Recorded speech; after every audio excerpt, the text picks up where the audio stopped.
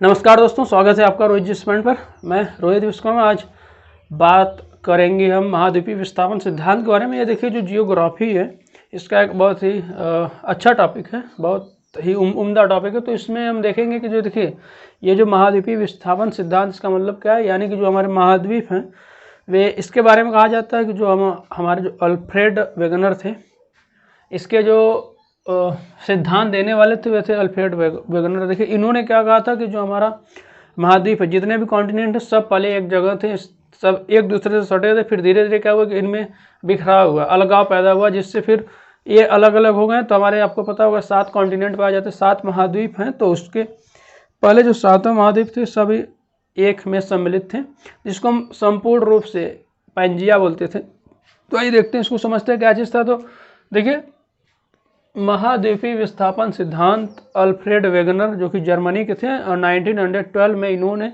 इसके बारे में बताया था, 1912 में। अगर देखा जाए महाद्वीपीय विस्थापन यह कब आरंभ हुआ था, किस युग में, तो कार्बोनिफेरस युग में स्टार्ट हुआ था, यानी आज से 30 करोड़ वर्ष पूर्व। आज से 30 करोड़ वर्ष पूर्व यह जो महाद्वीपों का विस्थापन हुआ था, आज से 30 करोड़ वर्ष पूर्व हुआ था। तो देखिए इसके बारे में समझते, देखिए इन्होंने कहा क्या था कि जो पहले हमारी जो पृथ्वी थी, ठीक है, मान लेते हमारी पृथ्वी है, ये होगी हमारी पृथ्वी, ठीक है। अब यहाँ पर देखिए, इसको समझिए आप, जितने भी कॉन्टिनेंट थे सब आपस में ऐसे पूरा जुड़े थे। यहाँ मॉरिशस हो गया, फिर ये इंडिया हो गया, फिर यहाँ पर जुड़ा था ऑस्ट्रेलिया, फिर अंटार्कटिका, और यहाँ से जुड़ा था हमारा साउथ अमेरिका। सब पूरा इस तरह जुड़े हुए थे, ठीक है। यह जो हमारा पैंजिया, या पूरा जितने भी कॉन्टिनेंट थे सब इसमें जुड़े थे ऐसे, जिसको हम सम्मिलित रूप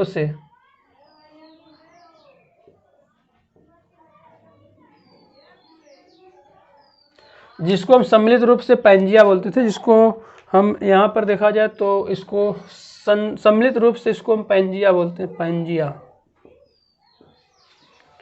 अब देखिए इसके 2 पार्ट्स हैं, जो नॉर्थ पोल था और साउथ पोल था। जो नॉर्थ पोल था उसको लॉरेशिया बोलते थे, नॉर्थ पोल को लॉरेशिया। अगर इसको नॉर्थ पोल यानी कि उत्तरी ध्रुव को, इसको हम बोलते थे लॉरेशिया।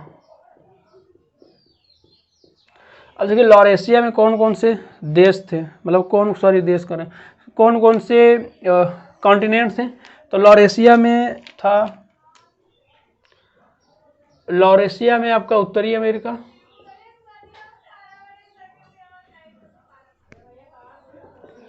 एशिया, और इसके साथ यूरोप था। यानी कि लॉरेशिया में आपका एशिया, यूरोप और उत्तरी अमेरिका था, जो कि ये हमारा इक्वेटर, अगर इसको हम इक्वेटर मान लें, ये थोड़ा सा मैप ऊपर बन गया तो उसको ऐसे समझिएगा। जो बीच में इक्वेटर था, ये जो अफ्रीका आपका यह लॉरेशिया हुआ, और दूसरे वाले को जो साउथ पोल था, साउथ पोल को हम गोंडवाना बोलते थे, गोंडवाना लैंड।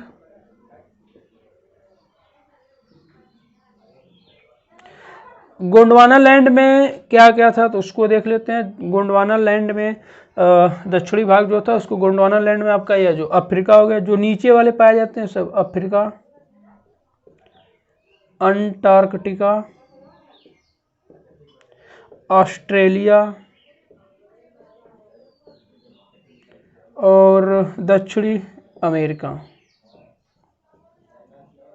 टोटल देखिए 7 होंगे। गोंडवाना लैंड यानी जो साउथ वाला पोल था, साउथ पोल में, यानी कि यह उत्तरी ध्रुव इसको मान सकते हैं, या नॉर्थ रीजन मान सकते हैं इसको, साउथ पोल या दक्षिणी ध्रुव मान सकते हैं, जो भी आप कह सकते हैं। यानी कि दक्षिणी भाग में हमारा यह चारों था, जिसको हम गोंडवाना लैंड बोलते थे, और उत्तरी भाग में हमारा था लॉरेशिया, जिसको बोलते थे। और एक समुद्र था, जितने भी महासागर थे पूरे, पैथालासा उसको बोलते थे, जो महासागर था हमारा,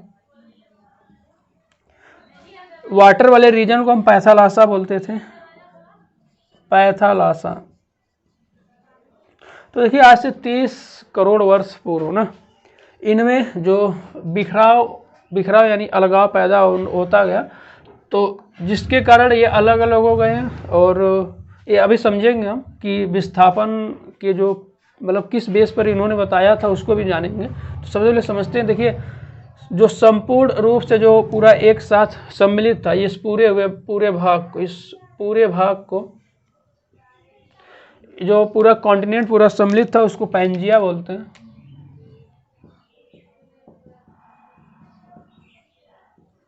पूरे सम्मिलित भाग को पैंजिया बोलते हैं। जो समुद्र था, जो वाटर रीजन था, उसको पैसालासा सागर या पैसालासा बोलते हैं।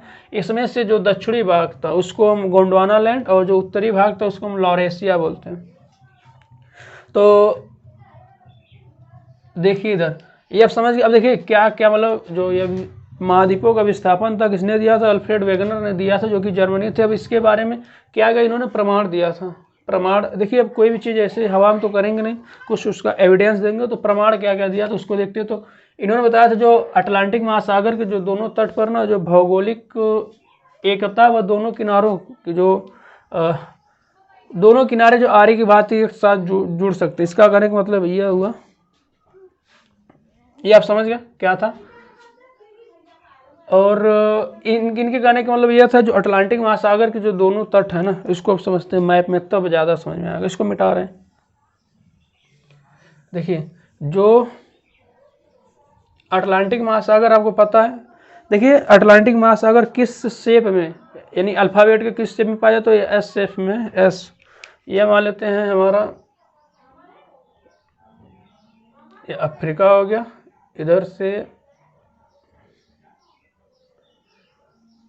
ये हो गया हमारा साउथ अमेरिका, ये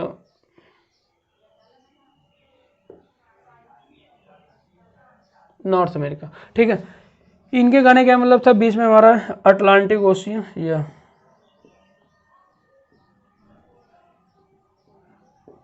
ये है अटलांटिक ओशियन। तो इनके कहने का मतलब क्या था कि ये जो दांत हैं इनके जो दांत हैं यह एक समान ही हैं। और जो भौगोलिक एकता यानी कि जो फिजिकल कंडीशन यानी भौगोलिक जो कंडीशन है वह एक ही तरह, यानी आप इसको लाएंगे तो इसमें आराम से फंस जाएंगे। इनके कहने का मतलब था।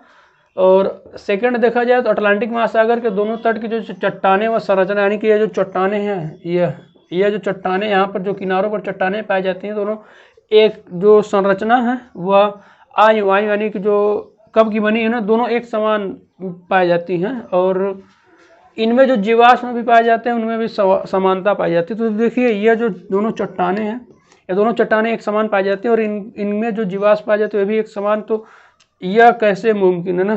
तो इन्होंने बताया था इससे यह होता है कि यह वाला जो रीजन था, यानी जो हमारा इधर का पार्ट है, यहीं से अलग हुआ, इसी से अलग हुआ, तभी न दोनों में जो जीवाश्म उसमें समानता पाई जाती, चट्टानों में समानता पाई जाती है। और आयु का मतलब हुआ जो टाइम पीरियड, उसमें समानता पाई जाती है। और ऑस्ट्रेलिया, अंटार्कटिका व देखिए यहाँ पर ऑस्ट्रेलिया, अंटार्कटिका व भारत, यानी कि जहाँ महानदी बेसिन है उसमें जो जीवाश्म है उसमें भी समानता पाई जाती है।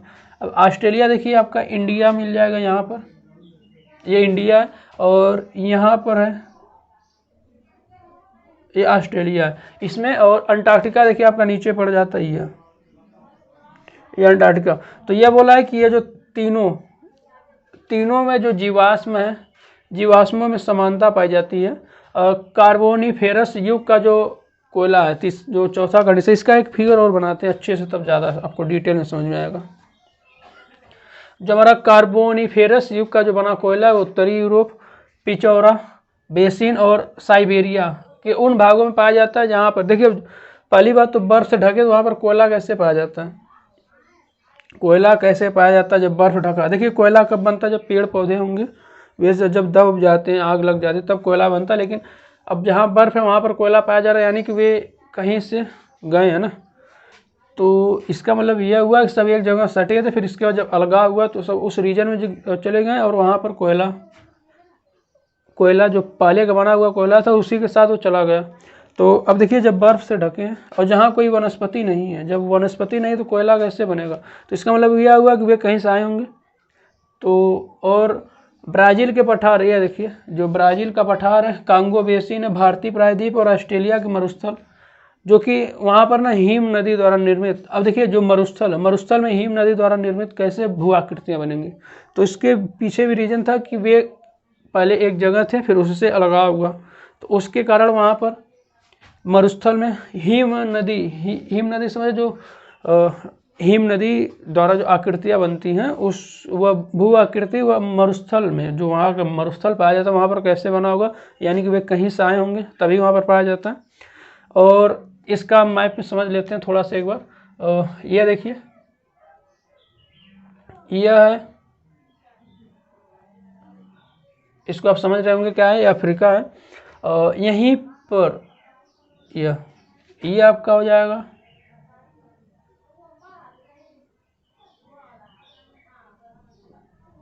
ये आप समझ गए क्या चीज़ है, यह है साउथ अमेरिका, यह है अफ्रीका, यहाँ पर था मेडागास्कर, यह मेडागास्कर है, और यह रहा इंडिया। इंडिया देखिए यहीं से टूट कर अलग हुआ है, ये इंडिया का रीजन है, जो जिसको प्रायद्वीप बोलते हैं। इंडिया का आधा कटा हुआ, देखिए यही जब जाता है यहाँ पर मिलता है तो हिमालय की उत्पत्ति होती है। यही वाला रीजन जब जाएगा वहाँ पर मिलेगा, तो जो टेथिस सागर था उससे हिमालय की उत्पत्ति होती है। और यहीं पर यह ऑस्ट्रेलिया है,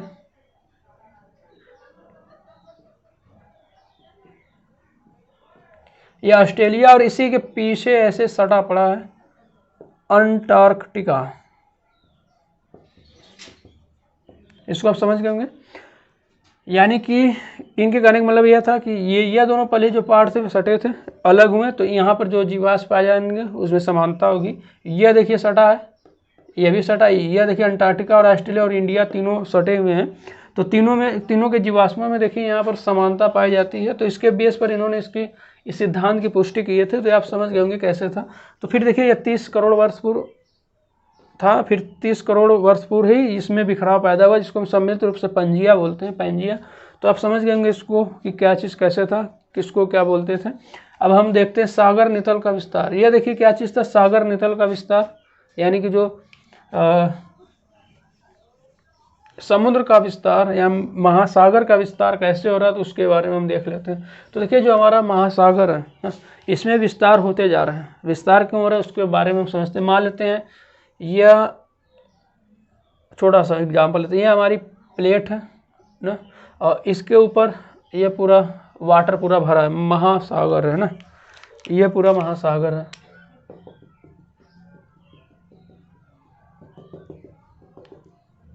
यह महासागर है, यह महासागर है, यह प्लेट है, ठीक है। अब देखिए, अब हम सपोज करते हैं यहाँ से किसी रीजन वश यहाँ से ज्वालामुखी फटा ना, ज्वालामुखी फटा तो लावा बाहर आएगा अंदर ही, तो जैसे लावा बाहर आएगा तो मैग्मा सब आकर ऐसे जमा होता चला जाएगा, ऐसे जो कटक होते हैं महासागरों में, जो कटक पाए जाते हैं उसी में ऐसे जो लावा जब ये निकलेगा, मैग्मा हुआ, लावा जाकर जमता जाएगा। तो देखिए अब क्या करेगा, यह आयतन इसका बढ़ेगा, वॉल्यूम बढ़ेगा, तो यह वाटर कहाँ जाएगा, तो यह वाटर जो है इससे निकल कर बाहर यानी फैलेंगे, इसी को बोलते हैं यानी महासागर का विस्तार हो रहा है, समझ गए। यानी कि अब यह बढ़ता जाएगा ऐसे, पूरा जब बढ़ता जाएगा, यह पूरा जगह जब कवर करेगा ऐसे बढ़ता जाएगा, तो ऐसे यही रीजन है कि कभी कभी सुनामी जो आती है, और ये देखिए जब ये बढ़ेगा तो इस यहाँ का जो पानी कहाँ जाएगा, जो यहाँ पर जो पानी पूरा जो घेरा था यहाँ का पानी, वो इधर ही बढ़ेगा, यानी इससे जो महासागरों का विस्तार निरंतर चल रहा है। तो इसको आप समझ गए। इस सिद्धांत को किसने दिया, तो उनका नाम था हेनरी हेजल हेस। सिद्धांत को जिन्होंने प्रतिपादित किया था उनका नाम था हेनरी हेजल हेस, जो कि 1960 में, और अमेरिका के वैज्ञानिक थे। 1960 में हेनरी हेजल हेस ने सागर नितल का विस्तार, यानी कि जो हमारा महासागर है वे बढ़ रहे हैं मतलब फैल रहे हैं ना, उनका जो विस्तार हो रहा है काफ़ी। तो देखिए ये आप समझ गए होंगे कैसे, अगर अब यहाँ का जो पानी होगा वह कहाँ जाएगा, तो पानी इधर ही कहीं बहेगा, मतलब तो इसको आप समझ सकते हैं ऐसे। तो यानी जब मैग्मा निकलता है, ज्वालामुखी अगर समुद्र के अंदर होते हैं, इससे देखिए क्या क्या पता चला, मतलब ये कैसे इस बात की पुष्टि किए थे। तो इस देखिए जो प्लेट होती हैं ना, इन्हीं सब के आधार पर अभी हम आगे पढ़ेंगे प्लेट विवर्तनिकी का सिद्धांत क्या चीज़ है उसके बारे में पढ़ेंगे, और महाद्वीप में कैसे लगा हुआ इसी सब के बेस पर होता है। तो ये मैग्मा जो है, अब इसको आप समझ गए कैसे महासागर का विस्तार हो रहा है। और इसमें देखिए, इसमें इन्होंने यह भी निष्कर्ष निकाला था कि जो बीच में ये जो कटक बने हैं, इसके बीच में, बीच वाला मान लेते हैं यह इतना पार्ट, यह बीच वाला पार्ट का जो बीच वाले पार्ट की जो चट्टाने हैं, इनका जो आयु यानी कि जो टाइम है, यह जो आसपास की यानी कि जो आगे पीछे की जो चट्टाने से काफ़ी कम है। यानी यह नव निर्मित चट्टाने या जो आसपास की जो लावा से निर्मित चट्टाने, यह पूरा बहुत पुरानी है, बीच वाली नई है, इसलिए इसके जो आयु होगी वह कम होगी। और इसी तरह बढ़ता जाता है तो जो पानी होता है वो फैलता जाएगा। तो इसको आप समझ लेंगे। अब देखते हैं प्लेट विवर्तनिकी का सिद्धांत क्या, तो इसको थ्योरी ऑफ प्लेट टेक्टोनिक्स, देखिए थ्योरी ऑफ प्लेट टेक्टोनिक्स क्या चीज़ है, तो इसको 1967 में यानी 1967 में WJ मॉर्गन, इयन मॉर्गन, उससे आप याद कर सकते हैं WJ मॉर्गन। तो WJ मॉर्गन ने दिया था। अब देखिए जो प्लेट टेक्टोनिक, इसके आधार पर क्या है कि जो हमारा जितने भी वर्ल्ड है ना, सब में प्लेट है। तो टोटल अगर सबसे बड़ी, मतलब बड़ी बड़ी प्लेटों की बात करें तो टोटल 7 बड़ी प्लेट्स हैं, जिसमें से आपका सबसे बड़ी प्लेट है प्रशांत प्लेट, यानी प्रशांत महासागरीय प्लेट है। उत्तरी अमेरिका प्लेट है, यूरेशियन प्लेट है, अफ्रीकन प्लेट है, यानी उसके बाद उत्तरी अमेरिका, फिर यूरेशियन, फिर अफ्रीकन प्लेट, फिर अंटार्कटिका प्लेट है, फिर भारत ऑस्ट्रेलियन प्लेट है, इंडो ऑस्ट्रेलियन जिसको बोलते हैं, और दक्षिणी अमेरिकन प्लेट है। तो टोटल 7 बड़ी प्लेटें और कुछ छोटी भी प्लेटें हैं, छोटी छोटी काफ़ी प्लेटें, जिसमें आपका फिलीपींस प्लेट आ जाएगी, अरेबियन प्लेट्स आ जाएंगी, कोकोस प्लेट्स आ जाएंगे, और भी प्लेटें हैं ढेर सारी। तो देखिए यह जो, इसको हम देख लेते हैं प्लेट विवर्तनिकी का जो सिद्धांत, मतलब यह क्या चीज़ है ना। तो जितने हमारे,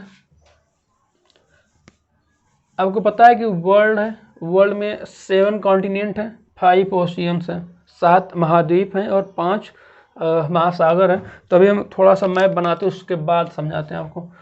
यह देखिए हम बना रहे हैं, अब बताते चलिए क्या है। तो यह है ओखोत्स्क सागर,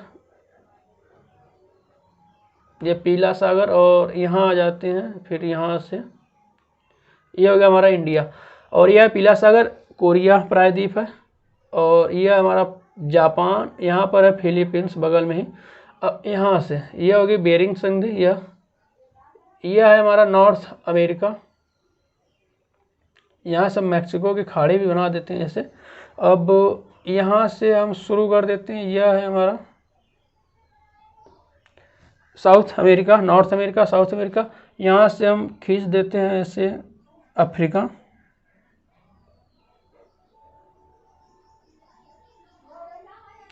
यह अरब है, और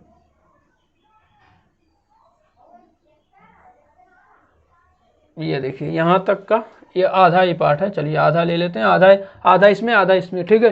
अब यहाँ पर है हमारा ऑस्ट्रेलिया, ये यहाँ पर, ये ऑस्ट्रेलिया, इधर बोर्निया द्वीप है, पापुआ न्यू गिनी है, इंडोनेशिया है, ये इंडोनेशिया हो जाएगा, सुमात्रा, जकार्ता सब यहीं पर है, जावा, यह बोर्निया हो गया, यह पापुआ न्यू गिनी हो गया, और यह हो गया मेडागास्कर। इसमें अब हम प्लेटों के बारे में समझते हैं, तो थोड़ा सा इसको हम कंप्लीट कर लेते हैं, थोड़ा सा ये ऐसे करके। ये तुर्की,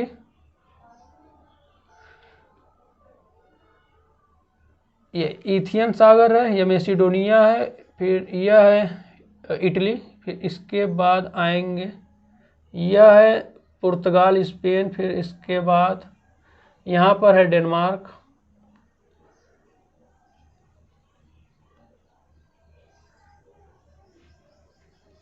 यहाँ तक देखिए ये बन गया। ये हमारा नॉर्वे, स्वीडन यहीं पर है। तो ये डेनमार्क या पुर्तगाल आप लोग देख लिए। तो देखिए अब इसमें हम प्लेटें जो होती है जल्दी से थोड़ा सा देख लेते हैं प्लेटें क्या चीज़ है। तो यहाँ से देखिए जो हमारी प्लेट है, सबसे पहले हम पैसिफिक प्लेट की बात करते हैं क्योंकि सबसे बड़ी प्लेट हमारी है प्रशांत महासागर प्लेट। तो प्रशांत महासागर देखिए ये वाला रीजन है। तो यहाँ से अगर आप देखेंगे यह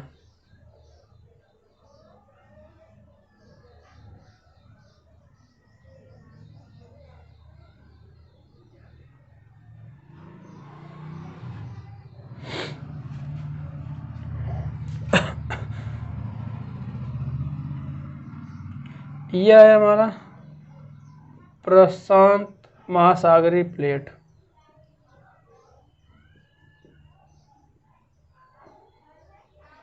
यह प्रशांत महासागरीय प्लेट जो कि सबसे बड़ी है। दूसरे नंबर पर है हमारी यूरेशियन प्लेट। तो यूरेशियन प्लेट देखिए यह है पूरा, यहाँ से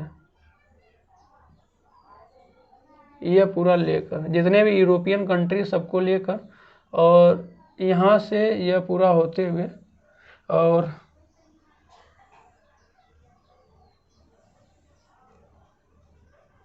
इतना पूरा यह हुआ, इधर चला गया। और इधर की बात करेंगे तो यहाँ से यह पूरा यूरेशियन प्लेट, यानी एशिया और यूरोप को मिलाकर यूरेशियन प्लेट बना। और यह पूरा हो गया यूरेशियन प्लेट, यहाँ से कटा है प्लस इसमें जुड़ जाएगा यह पूरा यहाँ से। अब देखिए इंडियन प्लेट की बात करते हैं। इंडो ऑस्ट्रेलियन प्लेट क्या है? तो इंडो ऑस्ट्रेलियन प्लेट देखिए यहाँ से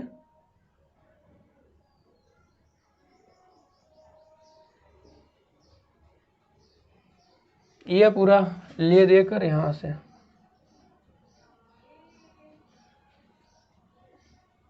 यह है पूरा इंडो ऑस्ट्रेलियन प्लेट। यह वाला Indian Australian plate.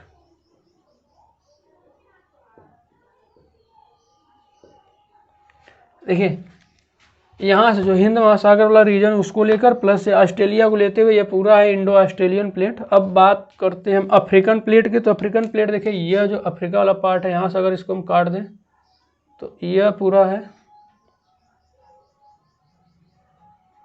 African plate. ये होगी अफ्रीकन प्लेट। और अंटार्कटिक प्लेट देखिए नीचे है। अंटार्कटिका की बात करें तो यह ऐसे नीचे पूरा फैला पड़ा है। तो अंटार्कटिक प्लेट की बात करें तो यह हो गया, यह पूरी अंटार्कटिक प्लेट है। और इसके बाद बात करेंगे हम इंडो ऑस्ट्रेलियन प्लेट होगी। दक्षिण अमेरिकन प्लेट तो यह हमारा दक्षिण अमेरिकन प्लेट। यह हो गया हमारा दक्षिण अमेरिकन प्लेट, यानी कि इसमें हम लिख देते हैं यह होगी हमारी अंटार्कटिक प्लेट।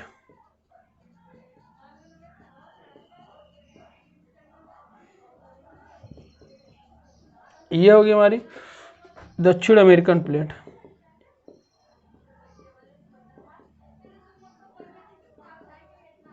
दक्षिण अमेरिकन प्लेट। और यह हो जाएगी हमारी उत्तरी अमेरिका प्लेट, यह ऊपर वाला। तो इसको भी हम बना देते हैं। यह होगी हमारी उत्तर अमेरिकन प्लेट। तो इसमें आप समझ गए होंगे कौन सी यह यूरेशियन प्लेट है, यूरेशियन प्लेट। अब देखिए यह इसमें छोटा सा यह वाला जो रीजन दिख रहा है आपको, यह है अरब प्लेट, अरेबियन प्लेट। ये अरेबियन प्लेट है। यहाँ पर है फिलीपींस प्लेट, यह है फिलीपींस प्लेट यहाँ पर। और कोकोस प्लेट देखेंगे तो आपको यहाँ मिल जाएगी कोकोस प्लेट। और ढेर सारी हैं, छोटी छोटी बहुत प्लेटें हैं। तो आप समझ गए होंगे, फिर से बता देते हैं। यह ऑस्ट्रेलिया हो जाएगी, यह ऑस्ट्रेलिया प्लेट है। तो दोनों को मिलाकर हम इंडो ऑस्ट्रेलियन बोलते हैं, यानी ऑस्ट्रेलिया हुआ या इंडिया हुआ, आधा काट दिए इंडिया को। तो इंडियन ऑस्ट्रेलियन प्लेट यह हुआ, प्रशांत महासागरीय प्लेट यह हुआ, दक्षिण अमेरिकी प्लेट यह हुआ, अफ्रीकन प्लेट यह हुआ, Eurasian plate Eurasia plus Europe plus Asia का प्लेट हुआ, ये उत्तर अमेरिका प्लेट हुआ, अंटार्कटिका प्लेट हुआ, अफ्रीकन या अरेबियन प्लेट हुआ, फिलीपींस प्लेट हुआ। इसके बाद कोकोस प्लेट हैं, फिर सैन एंड्रियास फॉल्ट देखिए यहाँ पर है, यहीं पर पाया जाता है सैन एंड्रियास फॉल्ट, यहाँ पर सैन।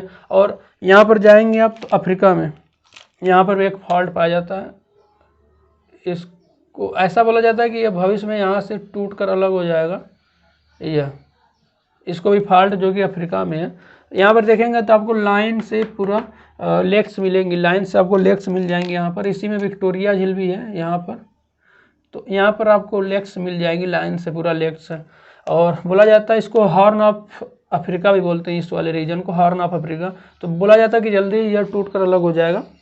अगर पूछे हॉर्न ऑफ अफ्रीका कहाँ है, तो ये देखिए, ये जो थोड़ा सा नुकीला भाग निकला है लाल सागर से सटा हुआ ये वाला जो रीजन है, उसको हॉर्न ऑफ अफ्रीका बोलते हैं। इसको आप समझ गए होंगे। तो प्लेटों के सटे किनारे देखिए 3 प्रकार के होते हैं। जो प्लेट सटी होती है वो 3 प्रकार से सटी होती है, उसको देख लेते हैं। इसको आप समझ गए होंगे क्या चीज़ कैसे। तो हम थोड़ा सा प्लेट देख लेते हैं कैसे हैं, कैसे सटी रहती। तो पहला देखिए क्या है, संस्कृत या विध्वंसक प्लेट उपांत। अब इसको हम समझ लेते हैं संस्कृत क्या होता है।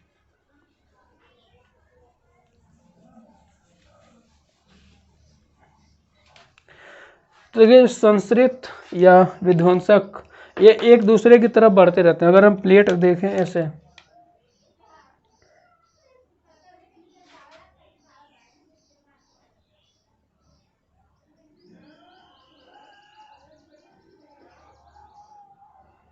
एक प्लेट यह हुआ, दूसरी प्लेट यह हुआ, दोनों को हमने ऐड कर दिया। ये आपको प्लेटें दिख रही हैं, ये प्लेट है। ये इसमें क्या होगा पहले वाले में कि प्लेटें जो सटी होती हैं, जो सटे किनारे 2 पर 3 प्रकार सटे होते हैं। एक तो एक दूसरे की तरफ बढ़ते हुए प्रतीत होंगे, और इससे क्या होता है कि पर्वतों का निर्माण होता है। हिमालय का निर्माण आप लोगों ने देखा होगा कैसे होता है, तो इसको आप ऐसे समझिए। इसमें क्या होता है कि जो प्लेटें होती हैं एक दूसरे के ऊपर आ जाती हैं। देखिए यह ऐसे, और यह इसके ऊपर चढ़ जाएगी, तो इससे यहाँ पर माउंटेन्स यानी कि पर्वतों का निर्माण होता है। तो इसमें जो प्लेटें होंगी यह एक दूसरे की तरफ आएंगे, तो इससे यहाँ पर माउंटेन का निर्माण हो जाता है। माउंटेन का निर्माण होता है, जो प्लेटें होती है एक दूसरे से जब पास आती हैं, तो इसको हम बोलते हैं संस्कृत या विध्वंसक प्लेट उपांत, या इसको संस्कृत बोलते हैं। ये आप समझ गए होंगे। और दूसरा देखते हैं अपसारी या रचनात्मक प्लेट उपांत क्या होती है। तो इससे जो प्लेटें होती है वे एक दूसरे से दूर जाती हैं। ये जो प्लेटें होती हैं एक दूसरे से दूर जाती हैं, यानी कि ये मान लेते हैं हमारी प्लेट में, तो यहाँ से मान लेते हैं ये इधर जा रही है, इधर जा रही है।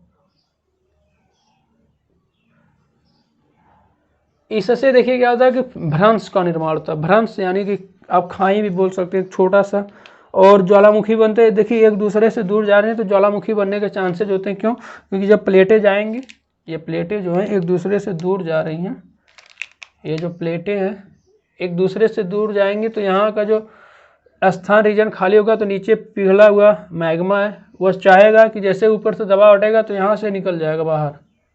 ये जो मैग्मा है यह यहाँ से बाहर आ जाता है, तो ज्वालामुखी का निर्माण होता है इससे प्लेटों से।